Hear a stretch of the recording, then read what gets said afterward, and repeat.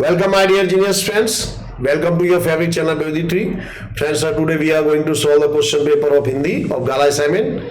So it is going to be a very useful video for you. So now let's start. This is question paper number 3 of Gala assignment, and our subject is Hindi. तो exam से पहले मैं दोस्तों maximum paper आप लोगों के साथ share कर दूंगा, कर चुके already, you must watch them. Gujarati के पेपर भी शेयर किए हमने। सेक्शन ए है फिल इन द ब्लैंक से पहला, धन ही जीवन का नियंत्रक परिबल है। यह किसी आदमी की करवट ना थी तो किसकी करवट थी? भाग्य। फिर हमको सही विकल्प चुनना है। गांव में राशन का वितरण का काम सहकारी मंडली करती है, बराबर। मालती ने बिंदु को चौके में खाना खिलाया, बराबर।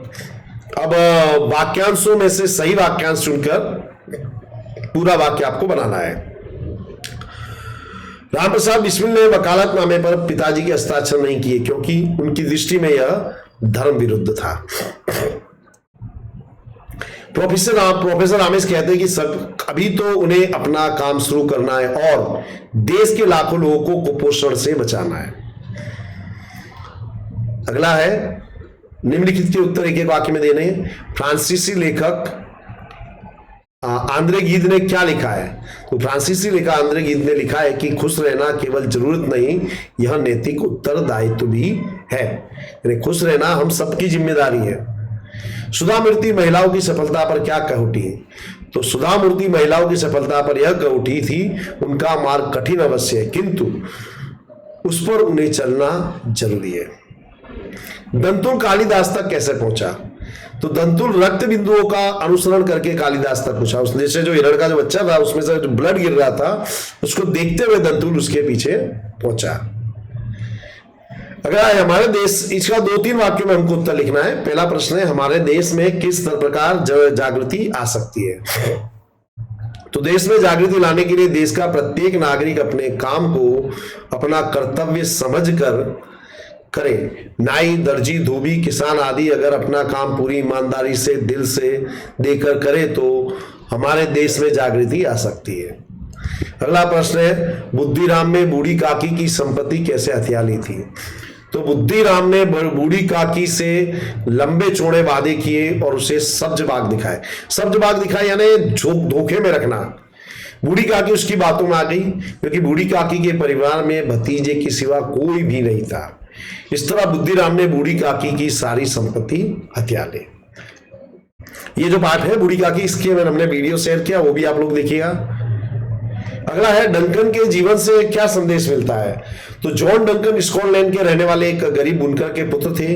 अपने आत्मबल, मेहनत और लगन से वे वनस्पति शास्त्र के महापंडित बने। उनके जीवन से यह प्रेरणा मिलती है कि अनेक अभावों और कठिनाइयों के होते हुए भी कैसे सर्वश्रेष्ठ बना जा सकता है। अगला है, लाला सदानंद के चरित्र पर अपने विचार स्पष्ट कीजिए। तो लाला सदानंद एक सज्जन, नेक दिल, भले और दूसरों की मदद करने वाले व्यक्ति थे। उन्होंने पंडित सादीराम को 500 रुपए देकर 5000 रुपए उधार लिए थे और वह रुपए कभी भी वापस नहीं मांगे थे।